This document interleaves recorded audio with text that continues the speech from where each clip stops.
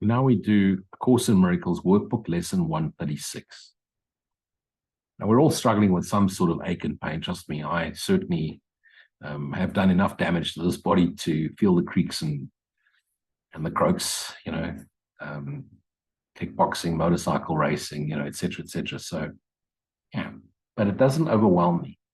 Why? Because I don't give it attention. And what I've noticed is that when I silently still, I'm unaware of the pain or challenges. And I realize I did this to myself, and now it's a reminder that not to ever do that again. Sickness is a defense against the truth. No one can heal unless he understands what purpose sickness seems to serve. Now, healing is not just healing of the body. The body heals when the mind heals. It's the healing primarily of the mind. What appears to be a separate mind returns to the healed Christ mind. But then he understands as well its purpose has no meaning. There's no purpose for the body. It was made in defiance to the love of God, because we wanted to prove to God. The dreaming son wanted to prove that he could dream up something more loving than God itself. Being causeless and without a meaningful intent of any kind, it cannot be at all. When this is seen, known, healing is automatic. It dispels this meaningless illusion by the same approach that carries all of them to truth and merely leaves them there to disappear. Sickness is not an accident. It's part of the God's plan. The script is written. Like all defenses, it's an insane device for self-deception, because the self deceives itself in its own little making plans, thinking it's planning, and yet the script is being followed. And like all the rest, its purpose is to hide reality, attack it, change it, render it inept, distort it, twist it, or reduce it to a little piece of unassembled parts. It's what the world is, 8 billion unassembled parts. The aim of all defenses is to keep the truth of our true self, the essence, from being whole, which it is and can never not be. The parts, scattered 8 billion, are seen as if each one were whole within itself. We all have our own little individual whole, our own mind, our own thoughts, our own beliefs, our own bodies, and yet it's one indivisible universe. It's all one organism in the mind of the dreaming mind. And when the mind awakens to its Christ self, the universe dissolves. We all awaken. That's why no one is left behind, because there's no one to leave behind. The dreamer awakens. We dissolve and realize ourself, the dreamer.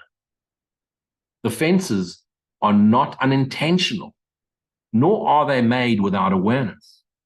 They are secret, magical wands you wave when the truth appears to threaten what you would believe, that you are real and that you can find a little piece of heaven in this hell. They seem to be unconscious, but because of the rapidity, the speed at which you choose to use them, in that second, even less, in which the choice is made, you recognize exactly what you would attempt to do and then proceed to think that it is done. It's a lightning pace that thought happens, in which a thought then becomes engaged in. That thought becomes a sensation.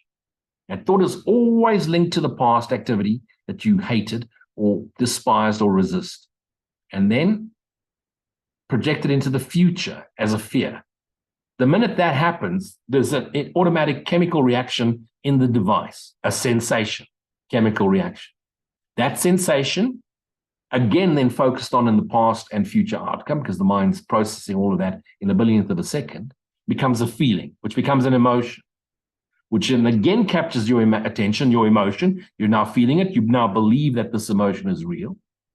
And it gets a responsive action, which is immediately to create defenses or attack. You don't realize that it's happening so quickly that it becomes self-fulfilling. So you expect it to happen, it happens. You go, see, this is always happening to me. See, the world's a shit place. The world's always attacking me. I'm a victim of the world I see. And that's how quickly that egoic thought takes over. Be vigilant.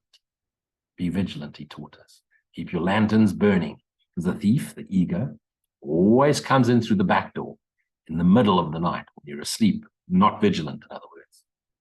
Who but yourself evaluates a threat, your separate self, decides escape is necessary, and sets up a series of defenses, plans, activities to reduce the threat that has been judged as real. All the leaders of the world do this, and that's why they create their war machine, because they need to be. All this cannot be undone unconsciously. But afterwards, your plans require that you must forget you made it, because then you can blame someone else. So it seems to be external to your own intent, happening beyond your state of mind, an outcome with a real effect on you instead of one affected by yourself. And this is the way of the world.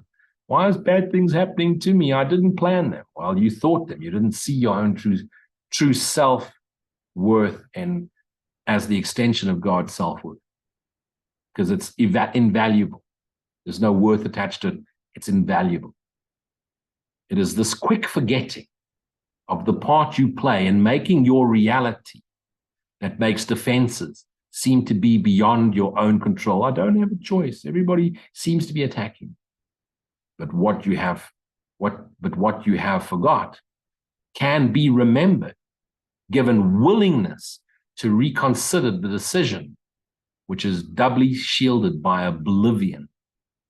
You're not remembering is but the sign that this decision still remains in force as far as your desires are concerned.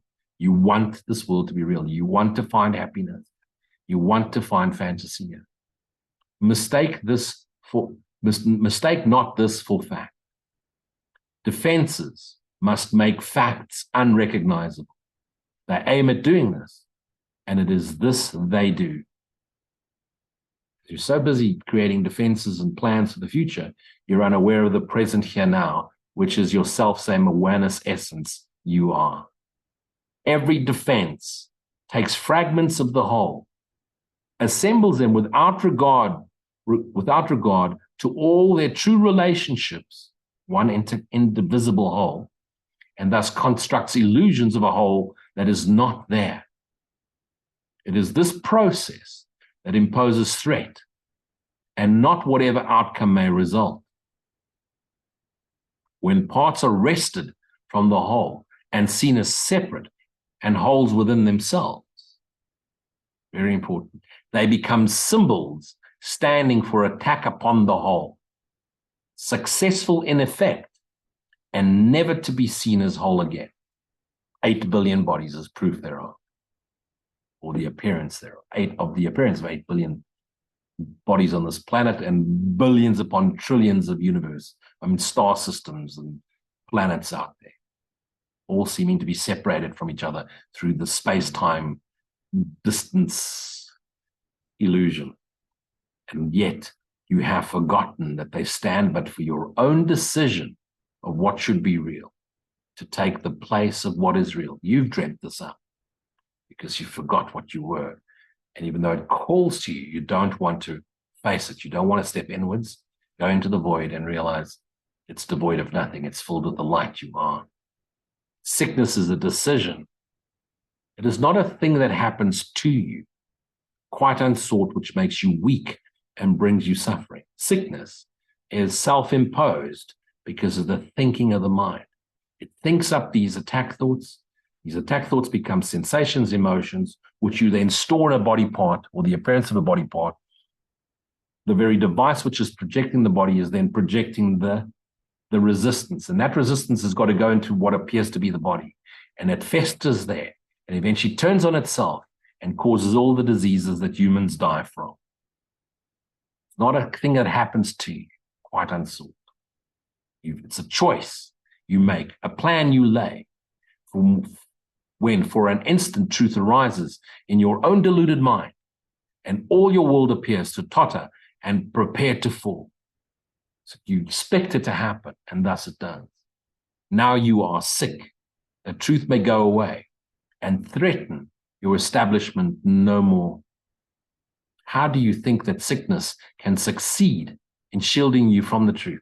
It keeps you focused on it, on the pains, something to complain about, something to try and overcome, as opposed to being present, in which it is then truly overcome, because it proves the body is not separate from you, and so you must be separate from the truth. And that's how we become deluded. And that's why we say, but this is real. You suffer pain because the body does. And in this pain are you made one with. Thus is your true identity preserved, hidden. And the strange, haunting thought that you might be something beyond this little pile of dust, silenced and still. And that's the truth. Just hide it, suppress it with thoughts and activities and pain, body, sensations, pleasure or pain, same thing. For see, this dust can make you suffer, twist your limbs and stop your heart, commanding you to die and cease to be. So it's happening to me, victim of the world. Meanwhile, your preconceived ideas as to what you are, what God is, and what this universe is. And you see it as division, separate entity, not realizing one dreaming mind is dreaming all this up. And so this, you convince yourself that the body is stronger than the truth, which asks you live, but cannot overcome your choice to die. And so your body, you perceive, is more powerful than everlasting life, heaven more frail than hell, and God's design for salvation of his son opposed by a decision stronger than God's will. This is what we believe as a species. His son is dust, the father incomplete, and chaos sits in triumph on his throne. This is what the ego mind believes. Such is your planning for your own defense. And you believe that heaven quails before such mad attacks as these, with God made blind by your illusions, truth turned into lies, and all the universe made slave to laws which your defenses would impose on it. Yet who believes the illusions but the one who made them up? Who else can see them and react to them as if they were true, but the one acting out the illusion? God knows not of your plans to change his will, because his will is that you dissolve and return as the light essence you've always been and always are and always will be. Your plans prevent you from knowing the light you are, that is naturally going to return to the light which is God, the eternal light of beingness. The universe remains unheeding of the laws by which you thought to govern it. Universe, your dreaming mind, you've made all sorts of laws to govern it. God's law is the miracle that dissolves all those laws and brings you to the self you are. And heaven is not bowed to hell, nor life to death. You can but choose to think you die. You can choose to think you die, or suffer sickness, or distort the truth in any way. So you die and you go to spirit world. And then you return, you reincarnate, and now you're an evolved 12th level being that abides with the angel. It's a story you tell yourself. It's not true. You can't change. You are light. Spirit world, this world, both dreams. What is created is a part of all of this. Defenses are plans to defeat what cannot be attacked. What is unalterable cannot change. What is unconditional cannot be conditioned or conditional. God's love is unconditional. You are loved, for you are loved. God doesn't love you. There's no God in you to love. God is love, and you are the extension of that love, but you don't recognize yourself as that. So you've dreamt up this illusion, but this illusion will fade when the love you are reminds you of the love you are, the holy love you are, the Holy Spirit you are, the eternal extension of the light you are. Thus, what is holy, sinless, cannot sin, cannot change, cannot die.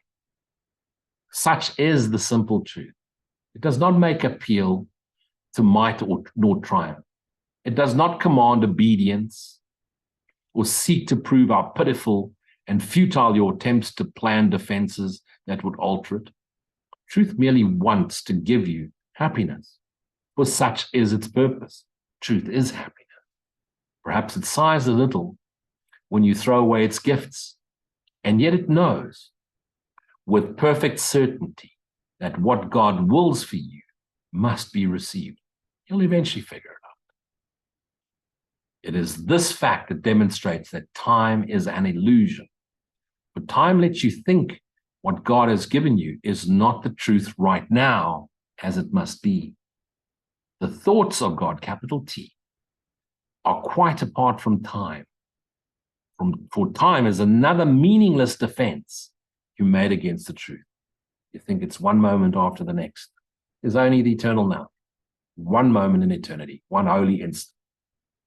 Yet what he wills is here now, and you remain here now, forever in him as he created you. Truth is a power far beyond defense, for no illusions can remain where truth has been allowed to enter, and it comes to any mind, any fractured mind, that would lay down its arm, stop resisting, and cease to play with folly. It is found at any time, where there is no time, so it's always here. Today, if you will choose to practice giving welcome to the truth. This is our aim today, and we will give a quarter of an hour twice to ask the truth to come to us and set us free from the idea that we're separate and illusion. And truth will come, for it has never been apart from us. It's the story of the two fish. The little eagle flies over and says, "Hey, how's the water?" One fish says to the next fish, "What water?" Truth's in you. You're in it. It merely waits just for this invitation, which we give today. We introduce it with a healing prayer to help us rise above defensiveness and let truth be as it has always been.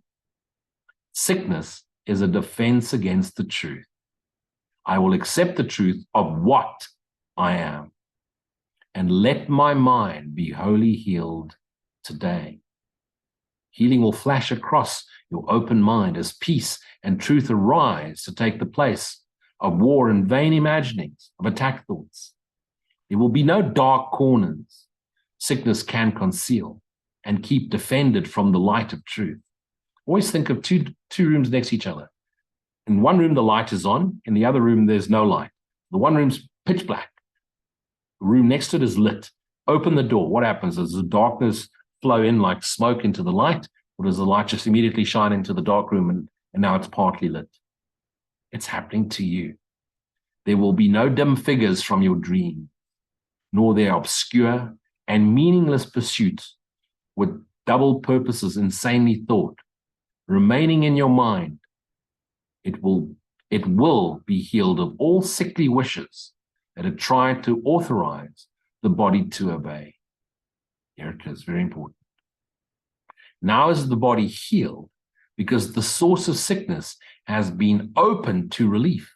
The light has come, and you will recognize you practiced well by this. The body should not feel anything at all, because feelings are egoic. If you have been successful, there will be no sense of feeling ill or feeling well, of pain or of pleasure. It's neutral, but it's peaceful. No response at all is in the mind to what the body does. Its usefulness remains and nothing more. Its usefulness as a device until you recognize what you are. As you may be sharing your teachings, as you're figuring out what you are, it becomes another voice for God, for those who are aligned in your path, because you fractured from the center, and some seem to travel the same path with you as they return to the center source we all are. Perhaps you do not realize that this removes the limits you had placed upon the body by the purpose you gave to it. Can't enlighten through the body. You enlighten the mind by realizing you're not the body or the body mind you thought you were. As these are laid aside, the strength the body has will always be enough to serve all truly useful purposes for wherever you may find yourself in what appears to be your timeline. The body's health is fully guaranteed because it is not limited by time, by weather or fatigue, by food and drink, or by any laws you made it served before. You need do nothing now to make it well. For sickness has become impossible. Yet this protection needs to be preserved by careful watching. Stay vigilant. If you let your mind harbor attack thoughts, engage it and try and figure them out, yield to judgment or make plans against uncertainties to come, you have again misplaced yourself and made a bodily identity which will attack the body, for the mind is sick. Give it instant remedy should this occur by not allowing your defensiveness to hurt you any longer. Do not be confused about what must be healed, but tell yourself, I have forgotten what I really am. That's what needs to be healed. You need to remember what you are, because that is healed. Or I mistook my body for myself. I mistook my body as, this is me. This is what I am. No, you're not. The I am is that in which it all abides. It resides in the I amness, our shared being with God. Sickness is a defense against the truth. It keeps you preoccupied. Focus on the pain, on the suffering, or the inevitable death you're going to have. Death of the body. But I am not a body, and my mind cannot attack. The mind that seems to attack is an unreal mind. It's an egoic thought of sin, fear, guilt, which seems to intrude upon my awareness. And so if my mind cannot attack, it can only be its natural essential nature. And its natural essential authentic nature is the eternity of God's presence, God's light. That is healed forever.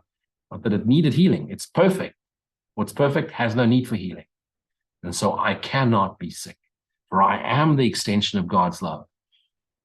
God doesn't love me. I am God's love. There's no God to love me.